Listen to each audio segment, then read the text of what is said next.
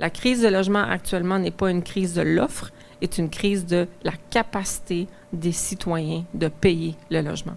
Et c'est à ça qu'on s'attaque aujourd'hui. On s'attaque à préserver l'abordabilité, aider les familles à rester dans leur logement et aider la Maison du Père à pérenniser pour la première fois une banque au loyer extrêmement nécessaire qui répond à un besoin réel. C'est à la grandeur du Québec qu'on a besoin d'un tel filet social.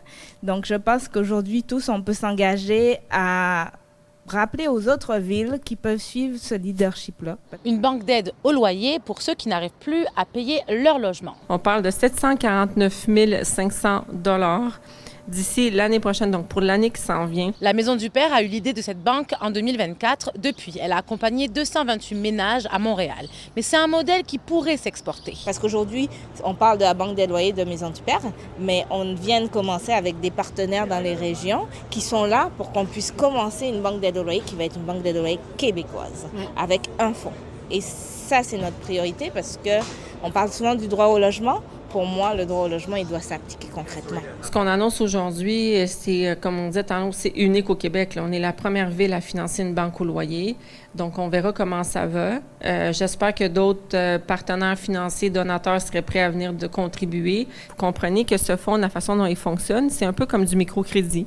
Des prêts donc sans intérêt, pouvant aller jusqu'à 5 000 $ et remboursables sur 5 ans. La communauté métropolitaine de Montréal, qui étudie notamment l'habitation, croit qu'il faut évidemment plus de logements abordables. Parce que leur dernière étude place Montréal au 42e rang sur les 43 principales régions métropolitaines nord-américaines en matière de disponibilité des logements. La CMM, avec son PEMAD, vise à ce que d'ici 2046, 20% du parc locatif du Grand Montréal soit composé de logements hors marché. Actuellement, on est à 9,3%. Donc, c'est pour nous la principale source de solution que de construire du logement qui va être abordable, mais qui va le demeurer dans le temps. Dans cette étude, Montréal est comparé à des villes comme New York, Las Vegas, Vancouver, Toronto ou encore Québec. Le taux d'inoccupation du Grand Montréal est remonté à 2,9%. Mais ça, c'est un chiffre qui cache une sous-segmentation qui raconte une autre histoire.